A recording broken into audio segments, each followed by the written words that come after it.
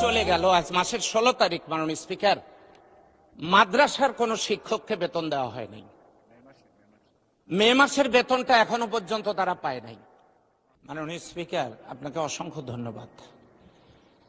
একটা অক্ষরের একটা শব্দ মা, তামাম পৃথিবীর মধুগুলো সেখানে জড়ানো। এই সংসদে এমন অনেকেই আছেন যাদের মা নেই, আমারও মা নেই। মাননীয় স্পিকার, সংসদে আসার সময় একজন শিক্ষক আমাকে ফোন দিয়েছিলেন, তিনি তার মায়ের চিকিৎসা করতে পারছেন না। আমার প্রশ্ন হলো, সরকারি চাকরিজীবীদের প্রত্যেক মাসেই যদি 1-2 তারিখের মধ্যে বেতনের প্রয়োজন হয় আমরা দিয়ে থাকি।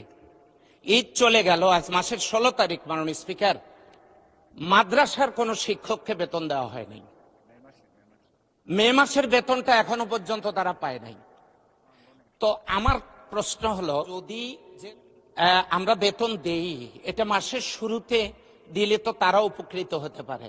আমার শেষ কথা, আমার মা নেই, ওই লোকটার মা দুনিয়াতে থাকবে না, কেউই থাকবে না, কিন্তু এই লোকটা যেন এই সান্ত্বনা পেতে পারে যে আমি আমার মায়ের চিকিৎসা করতে পেরেছিলাম।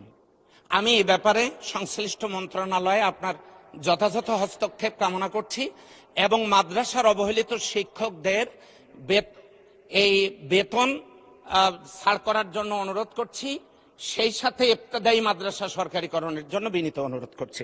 আসসালামু আলাইকুম মাননীয় স্পিকার।